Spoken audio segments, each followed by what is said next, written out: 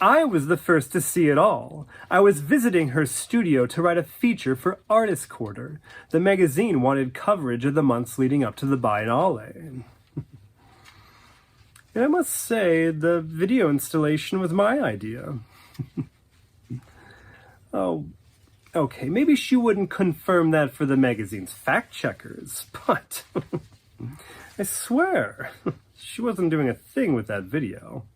We stood in her studio for 15 minutes staring at this jar. She's ranting about the process of making it, but I tell her, Celia, darling, it's wonderful. Really, it is.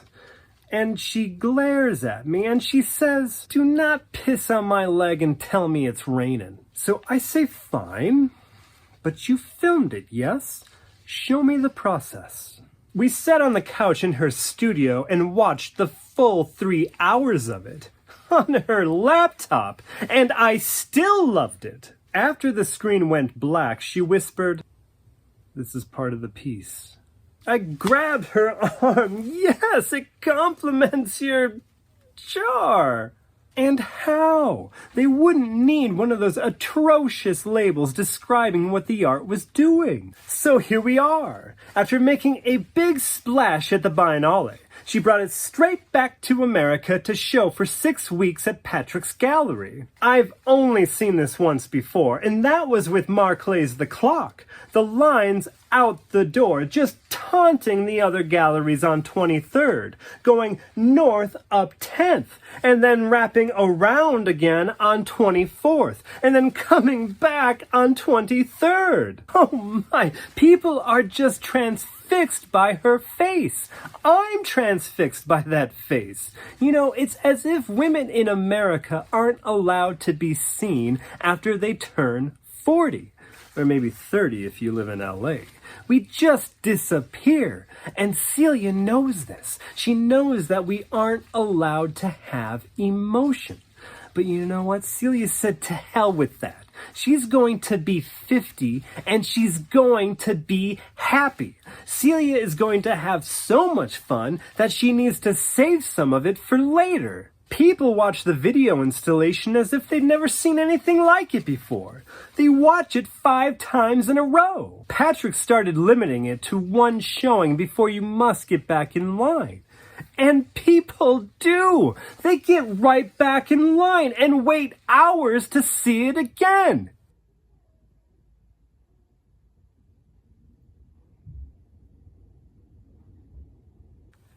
Man, I had to keep telling myself to not laugh or shake my head at him. I had to be cool.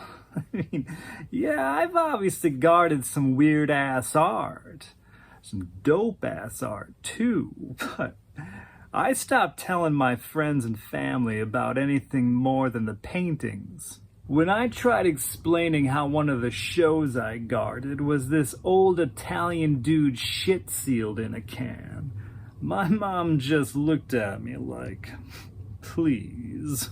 But I loved watching those people who came in for leftover fun. Most of them, they came into the gallery after waiting in line for hours, and they usually just passed right by the jar. Went right by it, not even realizing it's there. Or if they did stop to look at it, there were 2 ways that people reacted to it.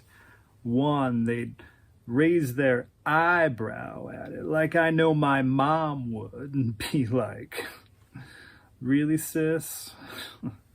Or 2, they'd raise both eyebrows and be like, what? But these people would go into the next gallery where the film was shown, and I didn't think they'd ever come back out. People usually don't watch a full film in your regular show. Usually galleries don't even bother posting guards in rooms that only have films playing. But Mr. Bowman had to put security in there every day, or else folks camped out and watched all 3 hours of it over and over. On the rare occasion that somebody did leave halfway into a showing, we had to go down the line of people on the sidewalk looking for someone who didn't mind walking in halfway into the film. People stood out there for hours and they wouldn't go in early if it meant missing the beginning. So these people went into the film, watched it, and walked back out. But those eyebrows weren't raised the same way anymore. They'd come out asking for that jar with a come to Jesus look on their faces. That jar wasn't some 2-bit glass anymore. People walked out and gathered around the jar like it was a holy talisman. They wouldn't just gawk at it. They'd study this thing like whatever happiness was, it was in that jar. I swear, people started to covet this thing. They'd get this Lord of the Rings, my precious look in their eyes. Like if they broke it open and drank in whatever was in there, then they could be happy forever. Maybe they were right.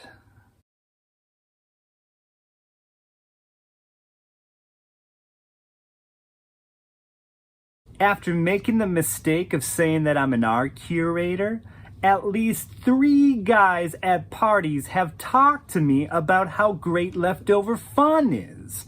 They talked about it for a full minute before I realized that they never actually saw it. They had no idea what they were talking about. Or worse, they had seen it and they still didn't know what the fuck they talked about. I hate going to parties.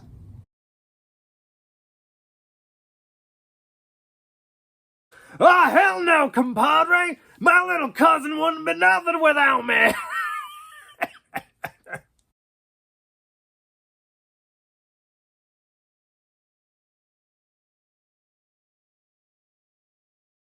Celia dragged the 40-pound sack of gunpowder a foot to her left, and then she looked at me across Moca's courtyard in downtown L.A., waiting for my suggestion for the best place to begin her performance piece, her protest. I pointed to her left, to move one more foot to the left, out of the jagged shadow of Nancy Rubens' massive sculpture that loomed over the courtyard. Rubens had meticulously arranged airplane wings and propellers and rudders, all in the shape of an enormous bonsai tree. Or maybe it was a hawk, or even an airplane itself. That sculpture changed for me every time that I saw it. Celia, however, had a much more definitive shape in mind for her gunpowder. The act was not altogether spontaneous, no. We had staked out the courtyard on our previous visit, in between Celia's meetings with various principals of the Jago. Her most consistent patron, Hogan Jago, had finally done what he said he'd do. He'd open his own museum focused on time-based works. The Kramliks had their trust based in San Francisco, but Jago would build his own museum in what he called the true home of the moving image, Los Angeles. He was a strange man who often asked Celia, "Doesn't that one-up the Kramliks? This'll make the Kramliks look like a couple of dumb motherfuckers, right?" Celia wholeheartedly agreed each time. Yes, dumb motherfuckers, but each night after these meetings finished, she'd ask me, "What is his fucking deal with the Kramliks?" L.A. did seem like the place to build a museum, though. Both Celia and I were surprised to see all the museum and gallery spaces opening across the city. Yes, that was when Eli Broad had just built his own massive museum, with lines wrapping around the block. At the time, we had no idea anyone would line up for art in L.A. When we'd staked out the Moca's courtyard, Celia asked, "Did we miss that this is where the culture has gone?" I held the spool of measuring tape, and she pulled its metal tip across the courtyard. I said, "It does seem exciting, though I wonder if that's because we've been in New York for too long." She let go of the tape, and it reeled back into my hand, snapping at my fingers. She said, "I don't know. Everything feels so new out here. And Hogan could have easily built this museum in New York, but he chose here." I asked, "Since when, Celia, do you consider Hogan Jago to be the harbinger of culture?" And she said, "Since he decided to buy boxers." Hogan Jago owned more original works by Celia than any other collector or institution. No, not that this was so difficult. Most people did not own more than one, particularly the pieces that had become quite hard to come by. The painted films of the 90s. Jago was probably the only collector in the world who owned more than one of them. And his new museum wasn't only showing these works, he was buying, finally, one of Celia's 2 monumental pieces. He planned to dedicate a permanent space in his museum to the boxing match. So Celia had been summoned to work out the logistics of the space with the curators and the building's architect.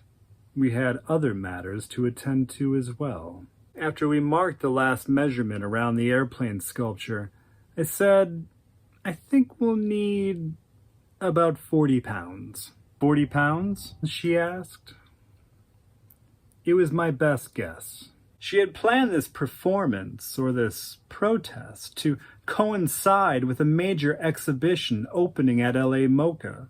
The museum was about to present a career retrospective of Ana Mendieta's husband's work. Yes, museums, important museums, still gave him the honor. So Celia needed a sack of gunpowder, but it was not so easy to buy gunpowder in Los Angeles. When we returned to LA, hours before Carl Andre's opening at Mocha, we drove a rental car, a Porsche 911 convertible, because Celia wanted to blend in with the Hollywood stars. Her ironic joke, she said, but I believe she was merely indulging in a few extravagances for the first time ever, while she still could. We drove the Porsche to a gun shop in Culver City. From the outside, the shop looked nothing short of a criminal enterprise. No windows, chipped paint, chipped brick, falling brick, in a neighborhood that largely preyed upon people who needed to cash their paychecks or pawn their family heirlooms. Inside, I had never seen so much firepower in my life. Rifles lining the walls with barely an inch between them. Men handled these weapons, pointing them at imaginary targets, though at least one time I looked over and the barrel of a rifle pointed at me for a second as the man waved the gun from left to right. This didn't feel like the most dangerous part of Celia's project, though. The gunpowder was packaged in 1-pound plastic bottles. Celia was told she could only purchase 20 pounds. And I needed to buy the other 20 pounds. "But how will we transport it if we're only allowed 20 pounds, I asked. "Maybe we should only buy 20. The salesman behind the counter then asked, "Well, are you traveling together?"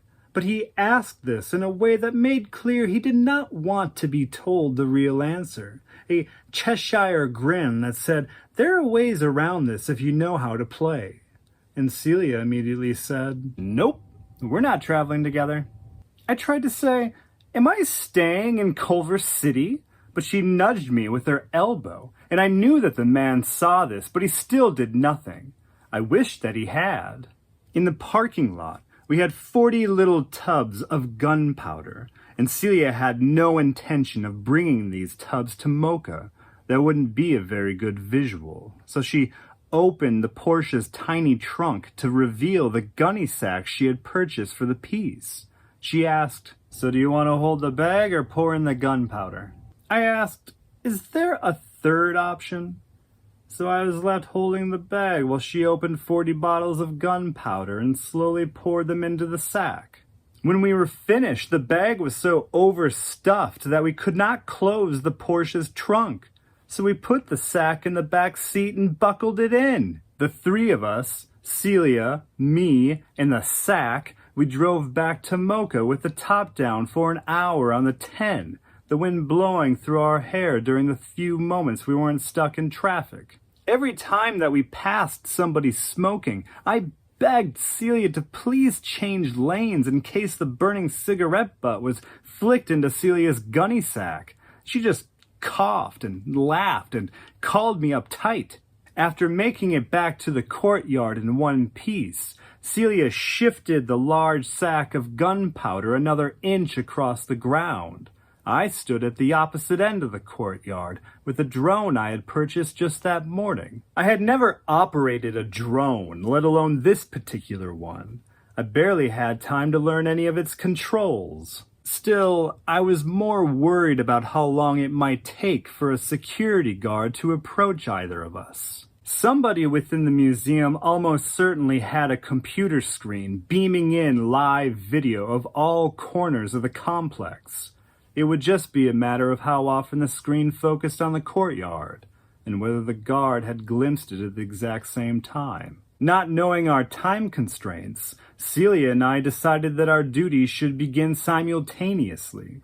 I began recording from the drone, and Celia lifted the enormous sack onto her shoulder. It hung over her like a dead slug. Celia pulled out a small knife, and as soon as I saw the blade, I slowly made the drone take off. The camera on board recorded, though I have no idea if I captured any decent footage. The drone careened left and right. It scraped the ground before lifting off once more. Celia stabbed the bottom of the bag with the blade, and the gunpowder slowly poured out. She walked around the inner perimeter of the courtyard.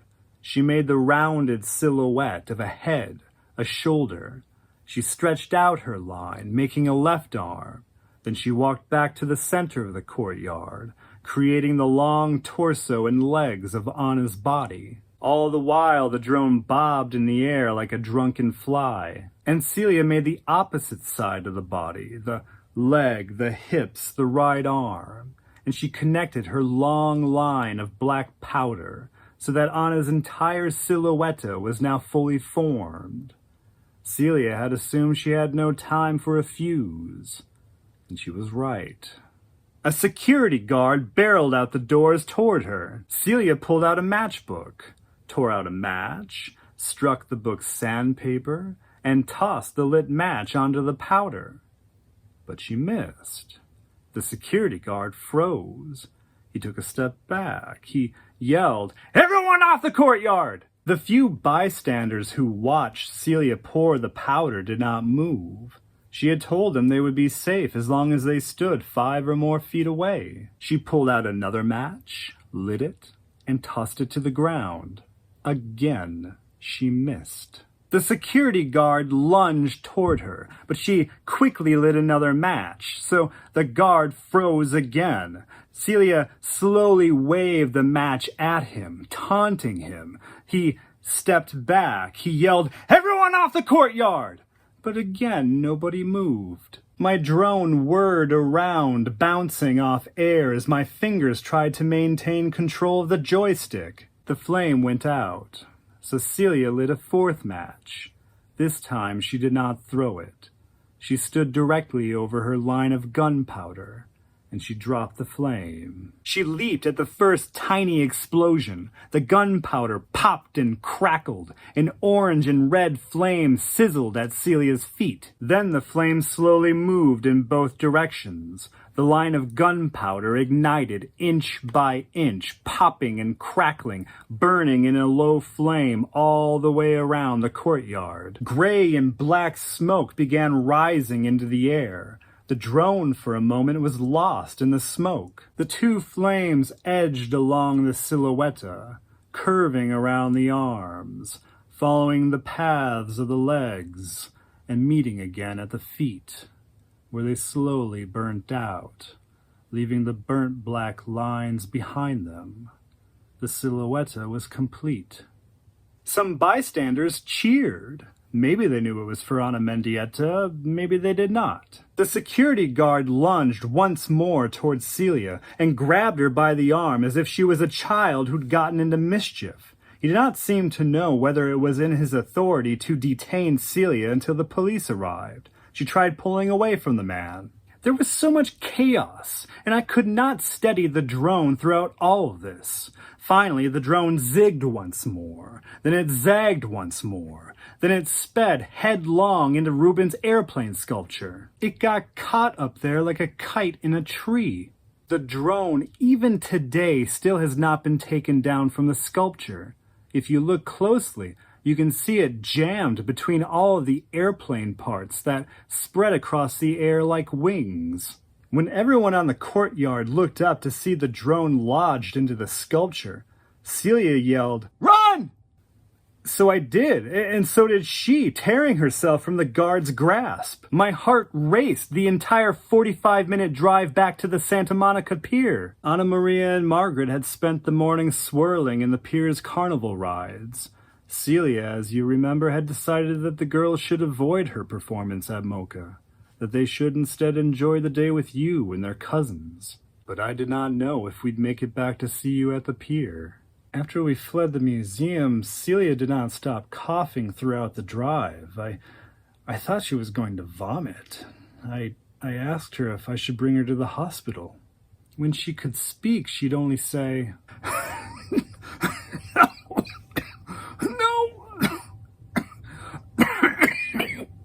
She was mad at me for asking. When we met you and the kids, I was obviously out of sorts. Not only from this protest, but because of Celia's condition. Mostly because of her condition. I didn't know what to say. I didn't want to scare the kids, so I ended up just nervously pacing around, not saying anything to anyone. Margaret asked, "Is something wrong, Vicente?" But Celia had stopped her coughing.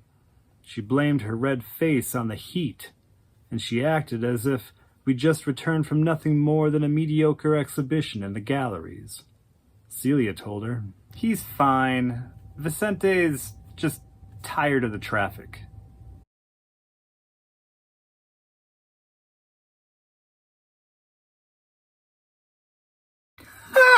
No, Celia doesn't write the code for the sculptures. That's me.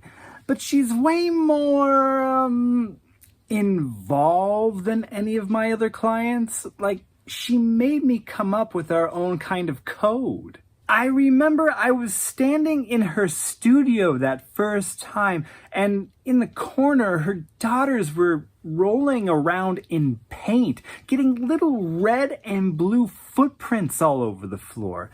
I saw Vicente's mixing up like a garbage can of purple for some reason. I just handed Celia pages of G code for the first test sculptures.